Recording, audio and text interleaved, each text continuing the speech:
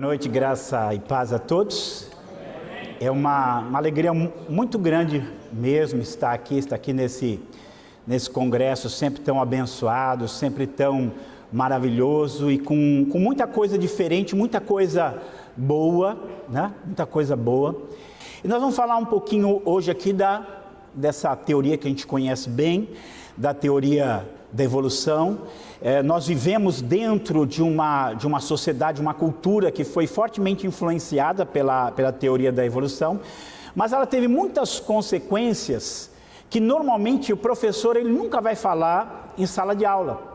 Ele nunca vai contar o que foi que essa ideia, o que foi que essa teoria ela produziu. Então, vou tentar compartilhar um pouquinho aqui do que foi que essa teoria produziu. Aqui sou eu. E eu queria começar com essa frase aqui, para a gente pensar um pouco, porque aqui é um lugar que a gente fala muito das mentiras religiosas. Então, nós temos os islâmicos, que eles vão lá e eles se explodem e matam centenas, dezenas, milhares de pessoas, porque eles acreditam que com isso eles já têm o paraíso garantido, né?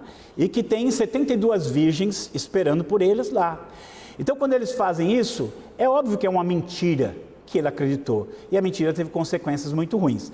Nós temos pessoas que elas vão e elas se relacionam com demônios. Infelizmente, isso é doloroso, mas elas se relacionam com demônios porque contaram mentira para ela que ali são mortos.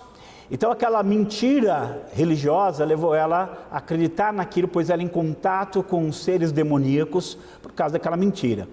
Mas aí quando a gente tem outras mentiras, já falada num tom mais acadêmico, num linguajar mais científico, você simplesmente abraça aquilo e está tudo bem. Então essa frase aqui diz, uma mentira acadêmica ela é tão destruidora e diabólica quanto uma mentira religiosa ou qualquer outra mentira. Então não é porque o darwinismo ele tem a chancela de uma parte, não todos, né, não de toda a comunidade científica, não é porque ele tem essa chancela que está tudo certo, que deu tudo certo. Vamos pensar aqui, qual é a verdade? O homem é um ser criado à imagem e semelhança de Deus, ou ele é simplesmente um animal que evoluiu por acaso? E aí nós estamos diante de duas visões daquilo que o homem é. E hoje boa parte, talvez a quase totalidade do estudo acadêmico, ele vai olhar para o homem como se o homem fosse simplesmente esse animal aperfeiçoado. Em psicologia é isso que você vai ter, é isso que você vai aprender, nas ciências humanas é isso que você vai ter simplesmente um animal um pouco mais sofisticado ali, e tudo isso começa com Darwin. Eu não vou entrar propriamente nas questões científicas que envolvem, eu quero entrar nas consequências que isso trouxe ao longo da história. Então, só aqui para a gente entender o nosso dilema. Então, desde o século XIX, o mundo teve que conviver com duas afirmações conflitantes. Primeiro palavra de Deus, ensinando que o homem foi criado por Deus, conforme a sua imagem e semelhança, como coroa da sua criação. Então você olha para um ser humano e você sabe que esse ser humano traz nele, de alguma forma, a marca do Criador. E que esse ser humano, ele vai ser criado como uma coroa. Deus fez tudo e colocou o homem para administrar, para exercer mordomia sobre isso. Então essa é a visão bíblica. E na afirmação de Charles Darwin, o homem vai se originar através de um lento processo evolutivo, indo de formas mais simples até mais complexas, tornando-se o que ele é hoje. Então o homem seria apenas um animal mais sofisticado do que o outro. Eu e você, nós somos criados na igreja, nós somos de uma geração com maior influência cristã. Então a gente lá na escola, a gente escutava isso, o homem vem do macaco, isso muito pouco efeito trouxe para a nossa vida. A gente respondia lá o que o professor queria para tirar a nota e não se preocupava com aquilo a gente não acreditava mesmo. Eu conversei com um biólogo formado na USP e ele disse assim para mim, olha, pastor, eu acredito na teoria da evolução porque eu acho que ela faz sentido, mas eu não acredito que o homem veio dessa forma, porque o homem é algo totalmente diferente. Então até ele via que essa ideia do homem como um animal sofisticado não ia colar de jeito nenhum. Então qualquer pessoa com um pouco de coerência vai enxergar isso. Só que nós temos hoje uma geração que muitas vezes não foi influenciada pelo cristianismo. Nós temos hoje todo um meio acadêmico que já rejeitou Deus, que já rejeitou a revelação de Deus, que já rejeitou tudo isso. Então para ele, ele não tem mais nem preocupação, para ele a evolução é como se fosse algo certo. Mas muita coisa não foi sendo contada ao longo da história. Então aqui tem alguns frutos podres do darwinismo. Nós temos aí o ateísmo, nós temos o darwinismo social, nós temos aí uma ética darwinista, uma ética baseada no homem como sendo um mero produto da evolução, mero animal. Nós temos eutanásia, nós temos nazismo. Então nós vamos ver um pouquinho daquilo que esse darwinismo ele foi criando. Queira ou não queira, o ateísmo ele é anterior ao darwinismo.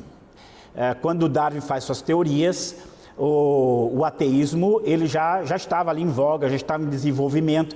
Mas alguém já disse assim, a questão não é você tirar Deus, é o que é que você vai colocar no lugar dele. O que você vai colocar no lugar de Deus?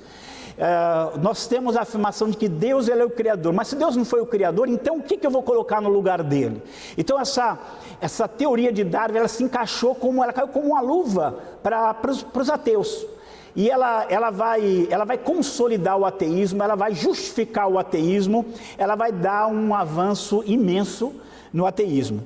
Aqui um estudioso de filosofia e teologia, ele fala assim, o fator mais potente até agora que veio destruir a crença na existência de Deus nos tempos modernos é a teoria evolucionista de Charles Darwin. Porque até então o ateísta ele tinha na mão um problema muito sério. Eu não creio, Deus não existe. Mas então como tudo isso veio surgir? Como que surgiu isso? Como foi a origem disso? Ele não tinha uma resposta dentro de uma lógica coerente, ou pelo menos aparentemente coerente. Ele não tinha isso. Então ele ficava sempre com essa dificuldade na mão. Como que eu explico este mundo? Como que eu explico todas as coisas que existem? Como que eu explico o homem tirando a Bíblia da equação? Então ele não tinha como explicar. Quando vem a teoria da evolução, aparentemente dando uma resposta não bíblica, substituindo a revelação bíblica, substituindo aquilo que a Bíblia traz, então os ateus eles vão abraçar, e aí você pode dizer que o darwinismo ele leva o ateísmo a um desenvolvimento exponencial, porque agora era muito mais fácil você lidar com o ateísmo. E aqui tem uma citação de Karl Marx. Karl Marx já era ateu.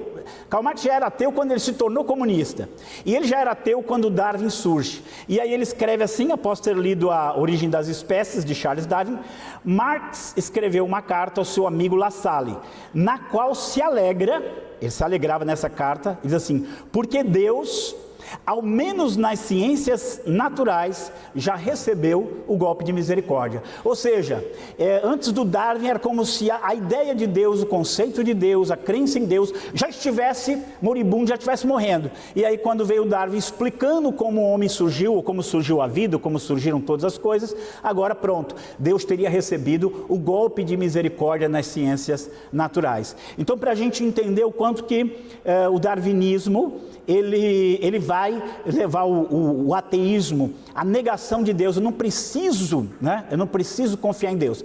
Talvez um dos melhores trabalhos em vídeo desse tema seja um vídeo chamado Evolução versus Deus. E todos aqueles que foram entrevistados no vídeo, eles eram ateus, e eles diziam que o Darwin já explicou tudo, né? Já sabe de onde veio. Então a teoria de Darwin, as ideias de Darwin, elas vão competir com aquilo que está revelado na Bíblia Sagrada. E aí nós lembrarmos uma coisa, nem todo evolucionista é ateu. Você vai ter pessoas que creem na evolução e crê em Deus. Às vezes eles não conseguem fazer uma relação entre as duas coisas, ou às vezes ele tenta fazer uma relação entre Deus e a evolução, né? Então tem evolucionista que não é ateu, mas todo ateu, obrigatoriamente, ele vai ser evolucionista. Todos esses países que nós conhecemos aí, que se tornaram os grandes países comunistas, né? Rússia, a União Soviética, depois China, eles vão assumir o ateísmo como ensino, né? Eles ensinavam o ateísmo e ensinavam junto o darwinismo, porque o darwinismo era aquele arcabouço que eles precisavam para justificar e para dizer que Deus não existe. Então o ateísmo é um primeiro fruto que vai surgir ali com Darwin. Independente se o Darwin acreditava em Deus ou não, ou independente se muitos que abraçaram naquela ocasião a teoria dele ou não, independente de qualquer coisa, o evolucionismo de Darwin, ele foi essa ferramenta que levou os homens a achar que eles não precisam de Deus, né? Que sozinho o homem surgiu e sozinho o homem se desenvolveu. E aí as teorias de Darwin, elas começam a ser aplicadas em diversas instâncias, né? Inclusive instâncias religiosas. Não coloquei aqui, mas o espiritismo ele vai entender o evolucionismo de Darwin como uma base também para entender a evolução do espírito humano. Ele também vai festejar isso. Mas nas ciências sociais nós temos esse homem aqui chamado Herbert Spencer, e ele vai criar o que ele vai chamar de darwinismo social, aplicar dentro da sociedade essa lei da sobrevivência do mais forte. Então o mais forte vai sobreviver na sociedade, o mais forte ele vai vencer o mais fraco e ele vai superar o mais fraco. Agora eu quero que muita coisa que aconteceu na história relacionado com escravidão, com extermínios de povos inteiros, ou com tentativa de extermínios de povos inteiros, eles eram baseadas nessa visão de Darwin, de que as raças superiores, elas estão ali para vencer, muitas vezes para realmente extinguir aquelas que são inferiores, e ele poder continuar assim o trabalho da evolução. Então Herbert Spencer, nem sempre ele falou com essas palavras, mas a ideia dele, de Darwin aplicado na sociedade, foi o que produziu. Então ele foi um profundo admirador da obra do Darwin, e ele é quem vai criar essa expressão, sobrevivência do mais apto. E na obra dele, que ele vai fazer? Isso aqui, vai aplicar a evolução a todos os níveis da atividade humana. Então tudo ele começa a enxergar o mundo, e você precisa entender que a evolução, ela é isso mesmo, ela é uma visão de mundo. Ela tira Deus da equação e ela coloca o mundo que sozinho vai se desenvolvendo e vai crescendo. E aí ele vai descrever o uso dos conceitos de luta pela existência e a sobrevivência dos mais aptos para justificar políticas que não fazem distinção entre aqueles capazes de sustentar a si mesmo e aqueles incapazes de se sustentar. Esse conceito dele vai motivar, de uma forma similar, ideias como eugenia. O que é eugenia? Eugenia é bom nascimento. Então você tem que valorizar aquele indivíduo, aquela espécie que teve um bom nascimento, tem uma boa geração. Então as que não tiveram uma geração tão boa, elas têm que ser excluídas. E as que tiveram uma geração melhor, elas têm que continuar se reproduzindo. O racismo vai nascer das teorias de Darwin. O próprio imperialismo, quando algumas nações começam a dominar outras, explorar outras, eles justificavam isso dizendo que eles eram uma raça mais desenvolvida, e que realmente a evolução diz que aquele que é menos desenvolvido tem que estar sujeito àquele que é mais desenvolvido. Tudo isso vai fazer parte da mentalidade de dominação que nós temos aí. E fascismo e nazismo vão entrar nisso, nós vamos ver, e lutas entre grupos, entre etnias, porque agora as raças que forem mais fracas, que foram menos aptas, elas vão ter que ser extintas, e as mais aptas, elas vão sobreviver. A ideia de Darwin, ela contaminou toda a sociedade, e era assim que eles iam ver tudo aquilo que acontecia. Aqui é um mapa da África. E ali você tem os países que dominaram a África. Você vê a África aí toda retalhada, colorida, porque todas essas nações da Europa, França, Inglaterra, Alemanha, Portugal, Bélgica, Itália, Espanha e outros, eles entenderam o seguinte: eles eram essa raça superior. A eles competia dominar as raças inferiores. Então eles pegam a África, literalmente eles pegam a África e separam como se fossem pedaços de pizza. Esse é meu, esse é meu, esse é meu, esse é meu, esse é meu, e eles vão dominar. Como é que eles vão justificar essa dominação? Como é que eles vão justificar a violência que eles exerceram sobre esses grupos humanos que estavam ali? Como é que eles iam justificar? Eles iam justificar com Darwin. Nós somos raças superiores, nós podemos escravizar, nós podemos dominar, porque nós somos superiores a eles. Eles têm que se sujeitar a nós. Eu tenho certeza que o seu professor de história, que o seu professor de biologia nunca explicou isso, mas isso é fato. Isso aqui era matemático. Eles entendiam como raças superiores, competia a eles a dominar.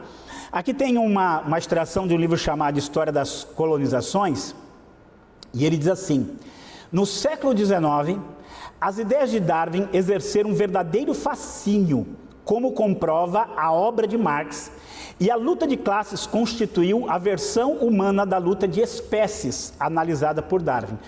Para você ter uma ideia, o auxiliar do Marx, que era o Friedrich Engels, ele escreveu um livro chamado Como o Trabalho Transformou o Macaco em Homem.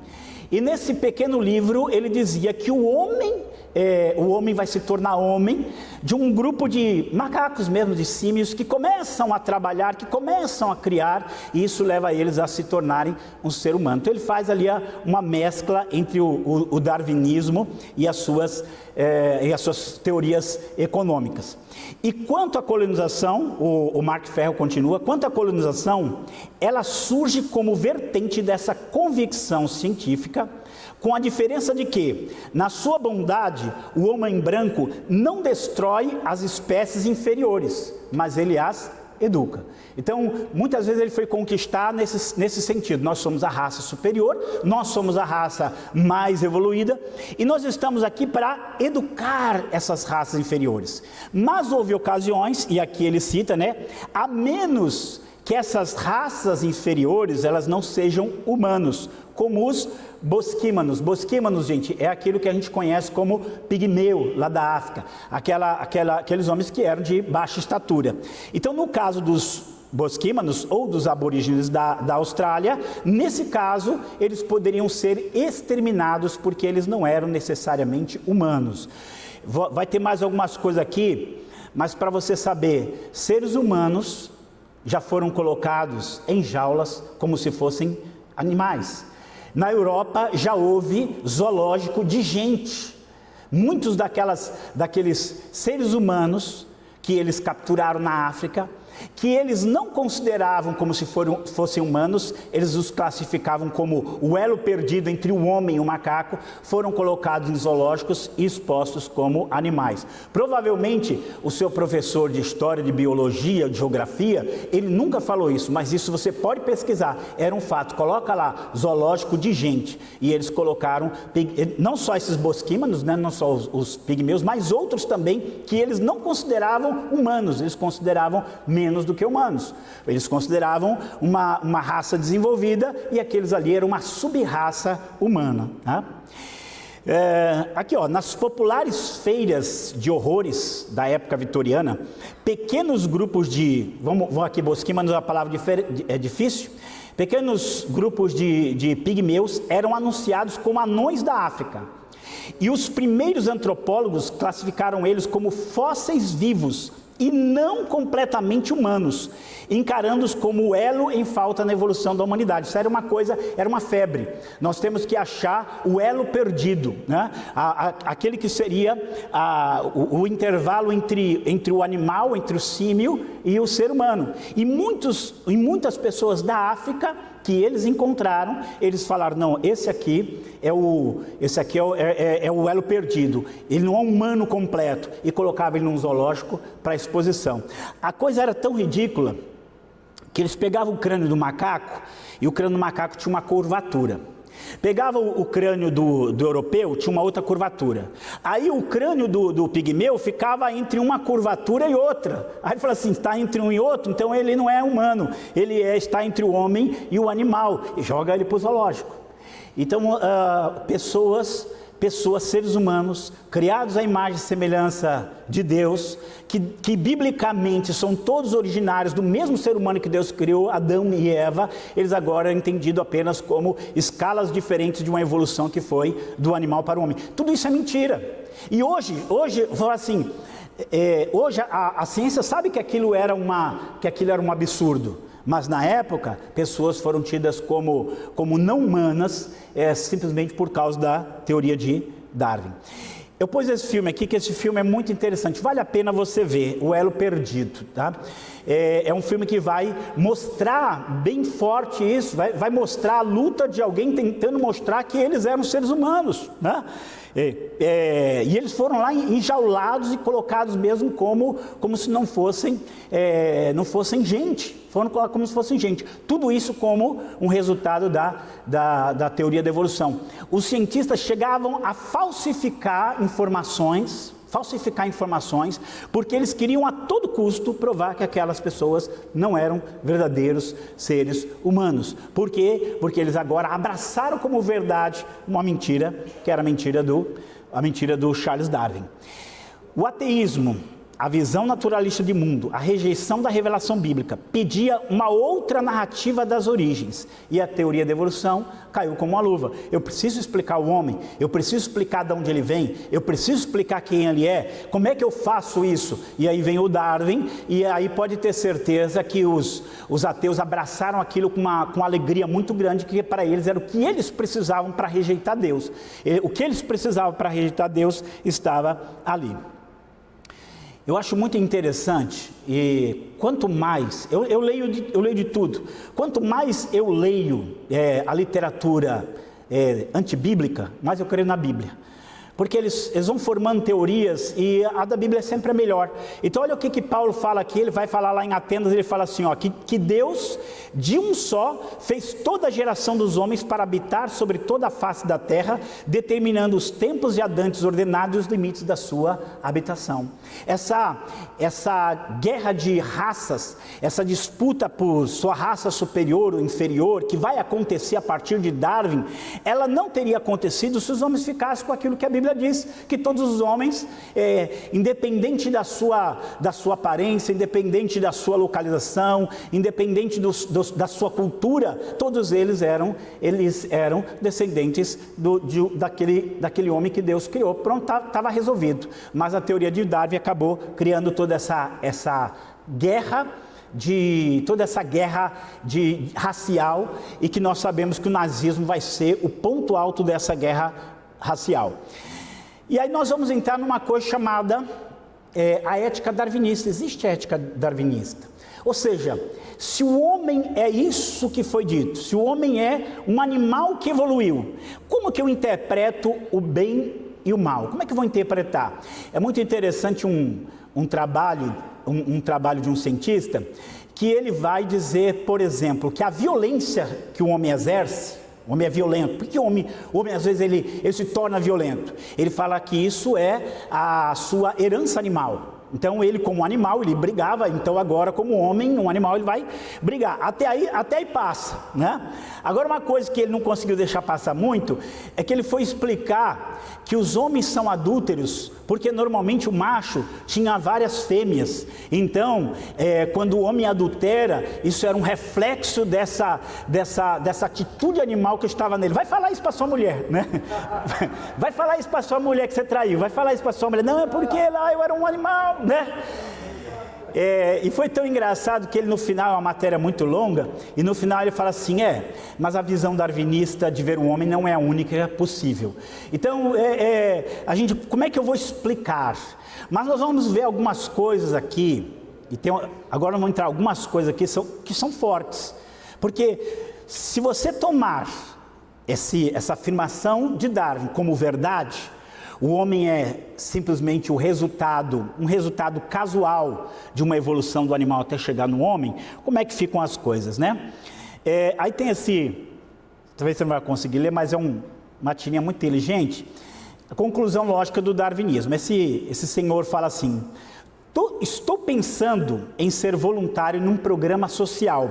Topas? Aí o rapaz responde assim para ele: mas isso não contraria o naturalismo evolutivo? Ele: como assim? Se o que importa é a sobrevivência do mais apto, por que ajudar os doentes e oprimidos? Aí falou: é hora de rever as minhas teorias. Se o darwinismo fosse verdade, a pior pessoa do mundo era o médico. A pior pessoa do mundo eram os médicos, porque eles estão salvando pessoas que naturalmente morreriam pela sua inaptidão. As pessoas piores do mundo são aquelas que ajudam outras a sobreviver. São aquelas que têm compaixão dos fracos e dos oprimidos. Então, dentro da ética darwinista, dentro da lógica da ética darwinista, ter compaixão de quem está doente, fraco, de quem é deficiente, seria algo completamente ruim. Aí você fala: não, você está exagerando. Mas foi exatamente isso que alguém disse, tá? Aqui uma frase do James Kennedy assim: a resposta que você dá à pergunta, o que é um ser humano, determinará exatamente o que você pode fazer a um deles. Se ele é um ser criado à imagem e semelhança de Deus, então ele é algo muito precioso. Se ele é só um animal como o outro qualquer, eu posso tratar ele como eu trato um animal como o outro qualquer, né?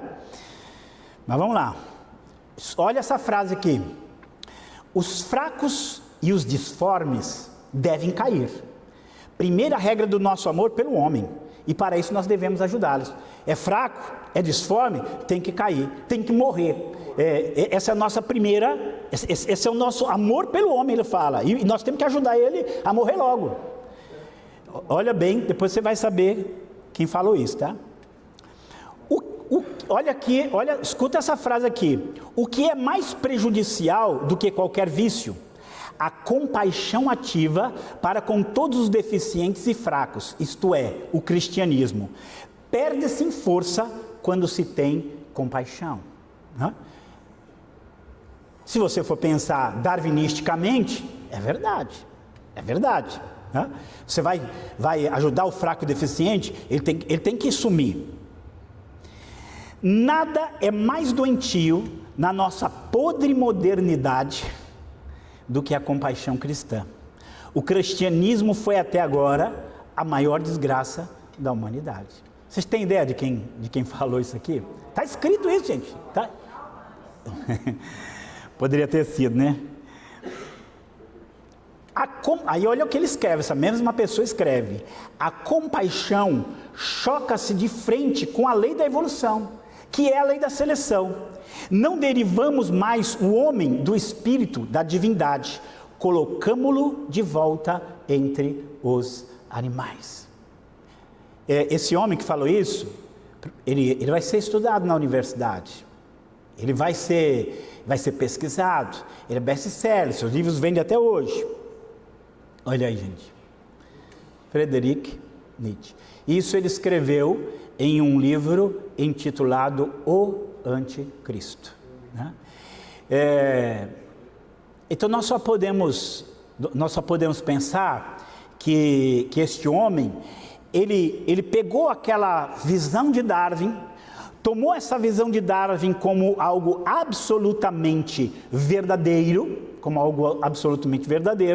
e ele aplicou a filosofia, a visão de mundo, ao que realmente o mundo precisa. E não só aqui, mas em vários livros dele, inclusive o mais famoso, Assim Falou Zaratustra, a visão dele vai ser essa, né? A visão dele vai ser essa. A visão é que o cristianismo é ruim, porque o cristianismo protege, cuida, ele auxilia aquele que é fraco, enquanto na verdade o mais fraco deveria ser eliminado, porque ele diz: essa é a lei da evolução, a compaixão vai contra tudo isso. E aí, essa visão dele vai gerar, e não é só na Alemanha não, gente, vai gerar uma coisa chamada eutanásia. Você sabe o que é eutanásia, né? Eutanásia é a morte daquelas pessoas que estão com a sua vida em risco, né? Que a chance de sobrevivência é pequena. Mas esse Action T4 era um programa nazista e de eugenia. O que era isso? Isso aqui, as pessoas elas vão lembrar dos judeus no campo de concentração, né? Vão lembrar muitas coisas do nazismo, mas não era só isso que o nazismo fazia. O nazismo, ele tinha dentro, com ele, isso o seu professor de história provavelmente também nunca falou, ele adotou piamente, completamente, a visão darwinista de mundo. Isso tem a ver com o Ernst Haeckel, que vai ser um alemão que vai lá, abraça as teorias do Darwin, traz para a Alemanha e vai criar todos esses programas de eutanásia. Então, só para a gente ver aqui o que era isso. Ação T4, do alemão Action T4, foi o nome usado após a Segunda Guerra Mundial para o programa de eugenismo, ou seja, eugenismo, eu quero pessoas que tiveram um nascimento bom, nasceu saudável, nasceu com saúde, vive, nasceu deficiente, está com problema mental qualquer um, mata, né? E eutanasia ele, acaba com a vida dele. Então esse programa da Alemanha nazista, durante o qual médicos assassinaram centenas de pessoas consideradas por eles incuravelmente doentes através de exame médico crítico. O programa ocorreu oficialmente de setembro de 1939 a agosto de 1941, mas vai continuar de modo não oficial até o fim do regime nazista. Então o regime nazista, ele vai matar essas pessoas que são consideradas inaptas. Nasceu cego, nasceu surdo, nasceu com alguma deficiência congênita, vai morrer. Por que eu vou ficar cuidando dessas pessoas e fazer com que eles produzam filhos com os mesmos problemas que ele? A sugestão de se fazer cumprir, e aqui eles tinham a chamada higiene racial, foi um elemento essencial da ideologia de Hitler desde os seus primeiros dias. Isso aqui é uma frase do livro dele, Mein Kampf, tá? Que ele vai escrever assim: aquele que não é física e mentalmente são e merecedor não pode perpetuar este infortúnio nos corpos dos seus filhos. O Estado tem que executar aqui a sua tarefa mais gigantesca. Um dia, porém, isso aparecerá como um feito maior do que as guerras mais vitoriosas da nossa presente era burguesa. O que ele está dizendo aqui é que alguém nasceu, ele não é apto física, ele não é apto mentalmente, né? Então o Estado tem a obrigação de executá-lo, de não deixar que ele passe esses problemas para os seus filhos.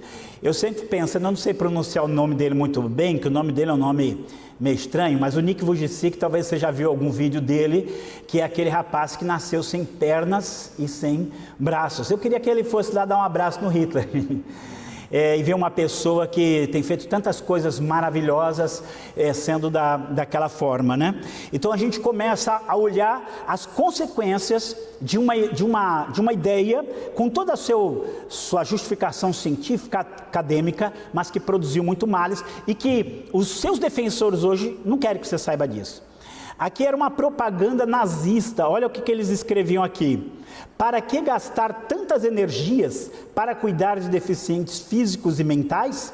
Não passam de um peso inútil para a sociedade. Ali tem um homem com dois homens nas costas, que seriam deficientes físicos ou mentais, e que ele estaria sendo obrigado a carregar. Então, para que vai ter que carregar essas pessoas? Por isso que eles foram sistematicamente mortos. E eles chamavam isso de sistema sanitário. Eles entendiam isso como uma limpeza, eles entendiam isso como uma purificação. Só para a gente pensar, quando você lê Assim Falou Zaratustra, do Nietzsche, o Nietzsche usa lá um termo chamado o super-homem, que talvez fosse melhor traduzido o além-homem. Então, o que era esse super-homem? O que era esse além-homem? O Nietzsche dizia que o homem ainda não terminou a sua evolução, em que ele ainda precisa avançar nessa evolução para se tornar algo além do homem. E para que ele se torne algo além do homem, você precisa excluir todos os indivíduos fracos, doentes, menos aptos, você precisa acabar com isso. O que é isso? Isso é darwinismo transformado em filosofia. O Darwin deu a sua teoria, o Nietzsche se transformou em filosofia e o Hitler simplesmente transformou isso em política. Aqui é uma foto famosa, Porque esses pacientes falaram para ele que eles estavam a caminho de uma clínica, mas na verdade eles estavam indo para serem mortos. Esse era o propósito ali, porque eram pessoas doentes. Aí você fala assim, não, mas o Darwin, ele jamais ia pensar nisso, jamais ia falar uma coisa dessa. Agora, isso aqui algumas coisas, talvez você não consiga ler, vou ler aqui para você. Darwin escreveu Origem das Espécies, é o seu livro mais famoso, mas na Ascendência do Homem, que é um outro livro menos famoso, ele vai falar algumas coisas, e essas coisas são muito sérias, tem algumas citações aqui. Então uma das coisas que ele fala assim, entre os selvagens, os fracos de corpo ou mente são logo eliminados, e os sobreviventes geralmente exibem um vigoroso estado de saúde. Então ele estava falando daqueles povos lá da África ou da América, né? Então ele fala assim, geralmente lá entre os selvagens, os fracos de corpo ou mente são eliminados. Aí ele fala assim, nós, está falando dele, dos europeus, nós civilizados, por nosso lado, fazemos o melhor que podemos para deter o processo de eliminação, ou seja, nós tentamos ajudar esses fracos, nós tentamos ajudar esses doentes. E ele fala assim, construímos asilos para os imbecis, os aleijados e os doentes.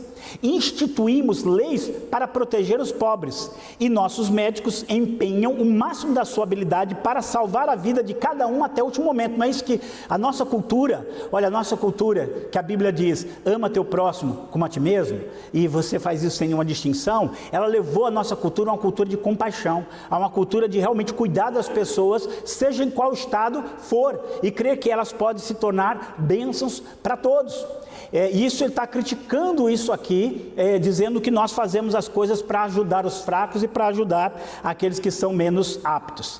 E aí ele fala, qual a consequência disso? Ele fala assim os membros fracos da sociedade civilizada propagam a sua espécie.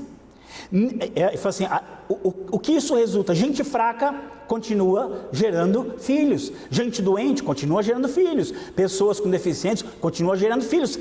Não poderíamos fazer isso. Aí ele vai fazer uma comparação com os animais. Ele fala assim, ninguém que tenha observado a criação de animais domésticos porá em dúvida que isso deve ser altamente prejudicial à raça humana. É surpreendente ver o quão rapidamente a falta de cuidados ou os cuidados erroneamente conduzidos levam à degeneração de uma raça doméstica.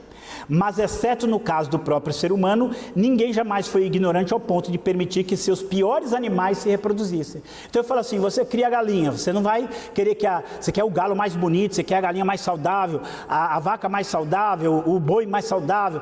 Não é assim? Ele fala assim, a criação não é assim. Se tem um com deficiente, você não vai colocar ele para procriar, você vai procriar os mais bonitos, os mais fortes. Aí ele fala assim, mas nós seres humanos, nós fazemos o contrário, nós permitimos que doentes e fracos, eles se multipliquem.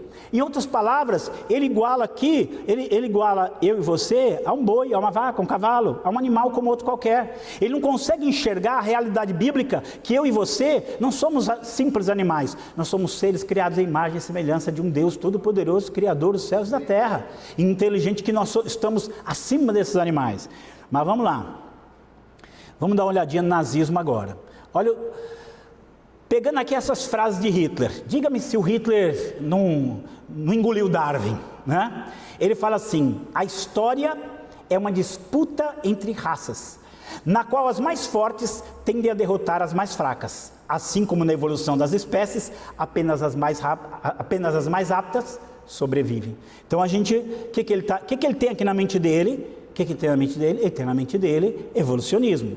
A vida é uma eterna luta, um mundo onde uma criatura alimenta-se da outra e onde a morte do mais fraco implica na vida do mais forte, que é o princípio aristocrático básico da natureza, a vitória do mais forte sobre o mais fraco como um meio de gerar toda a vida em relação a um nível mais alto, como uma pré-condição para todo o progresso humano. Então, destruir os mais fracos é a condição para o progresso humano. É isso que ele aprendeu lá no Darwin.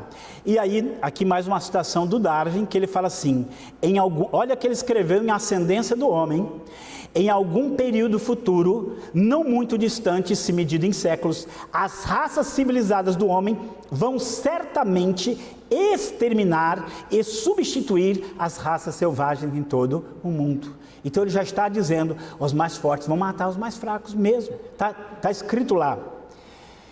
E aí vamos só pegar aqui, como eu disse, é uma cadeia. Darwin, com a sua teoria da evolução, o Nietzsche, com as suas ideias do além-homem, do super-homem, e o Hitler, pondo em prática aquilo que já havia sido dito. O Darwin diz: os menos aptos pereceram, e os mais aptos e mais fortes sobreviveram. É assim que a vida evolui. Aí o Nietzsche falou: os menos aptos e mais fracos têm que morrer mesmo. Tem que morrer mesmo. Não podemos ter compaixão. A evolução não tem compaixão. E aí o Hitler diz o quê? Eu sou da raça mais forte, por isso mato e escravizo as raças mais fracas. Essa é a lei da evolução. Então, é simplesmente uma caminhada de pensamento que vai desembocar naquilo que é o nazismo. Mas as coisas terríveis, gente, elas não param aqui. Eu só vou... Essa é uma informação muito importante. Mas por que a evolução... Por que a evolução é ensinada tudo quanto é escola? Por que ela se tornou tão universal, né? Pelo menos no Ocidente? Por causa desse homem aí, Julian Huxley. Ele é o fundador e diretor-geral da Unesco, que é o órgão da ONU que cuida da evolução. Esse homem, o Julian Huxley, ele não é nada mais, nada menos do que neto de Theodore Huxley, que era conhecido como o Bulldog de Darwin, que ele foi o homem que brigou. O Darwin não brigou, mas o vô dele brigou para defender a teoria da evolução. E o Huxley diz isso aqui, ó. Essa foi justamente a postura de Julian Huxley, biólogo, escritor, humanista. Para ele, a evolução era muito mais do que uma teoria científica. Nosso conhecimento presente nos força a considerar que a evolução é a realidade suprema, um processo único de autotransformação. E o trabalho dele foi fazer com que essa ideia da evolução se tornasse dominante em todo o mundo. Então ela não se tornou dominante porque ela não tem falhas ou porque ela não produziu nada ruim, mas porque o neto de um grande defensor de Darwin, ele se tornou o fundador da Unesco e vai obrigar as coisas a acontecer. Agora eu quero terminar. Isso aqui são coisas muito chocantes. Aí o Peter Singer. Peter Singer está vivo ainda, ele é professor na Universidade de Princeton e ele defende que é errado dar mais valor ao ser humano do que a qualquer outro animal. A origem do homem é explicado pelo darwinismo, que coloca o homem no mesmo patamar dos demais animais. Ele cria, existe o racismo, né? Ele criou o especismo. É quando você tem preconceito com outro animal. Você é um animal e você tem... Por que você tem preconceito com cachorro, com gato, com orangotango, com papagaio, né? Com cacatua, né? Porque você tem... É animal igual a você. Então ele coloca o homem, mas fica olhando que o que ele deduz é a coisa mais natural do mundo, né? Eu vou até pular isso aqui, ó. Isso aqui é frase dele, pérolas dele, tá? A vida de um recém-nascido tem menos valor do que a vida de um porco, de um cachorro, de um chimpanzé. Essa aqui é uma frase dele. Agora, essa não é a pior.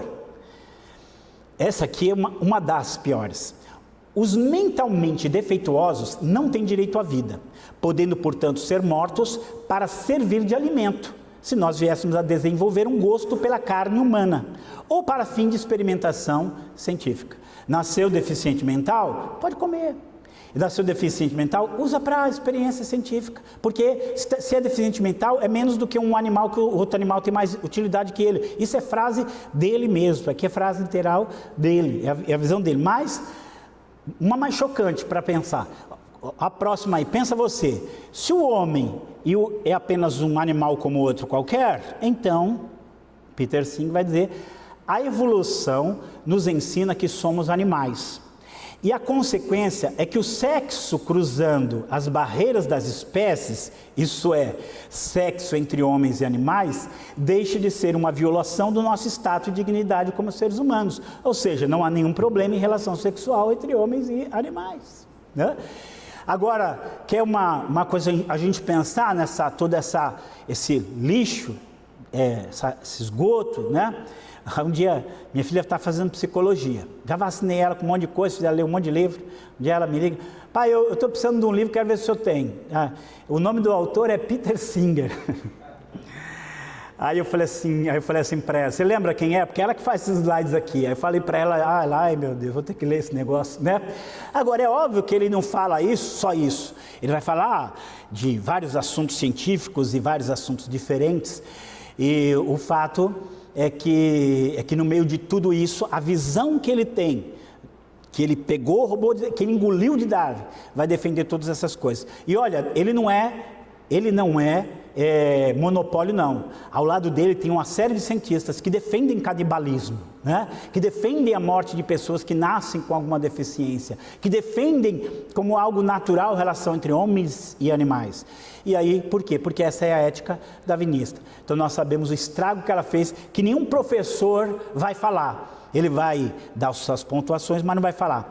Terminando aqui com duas passagens bíblicas, eu lhes digo isto, para que ninguém os engane com argumentos que só parecem convincentes, disse o apóstolo Paulo. Tenham cuidado, para que ninguém os escravize a filosofias vãs e enganosas, que se fundamentam nas tradições humanas e nos princípios elementares deste mundo e não em Cristo. Nós temos que estar prontos, só vou aqui dar os dados para contato. Nós temos que estar prontos e temos que estar conscientes de que a Bíblia é a verdade em tudo aquilo que ela diz, e quando entendida, quando aplicada, quando vivida, ela vai ser bênção para a humanidade. Essas teorias, elas vão gerar mortes que os seus defensores vão jogar para debaixo do tapete para que ninguém fique sabendo. Amém? Deus abençoe vocês.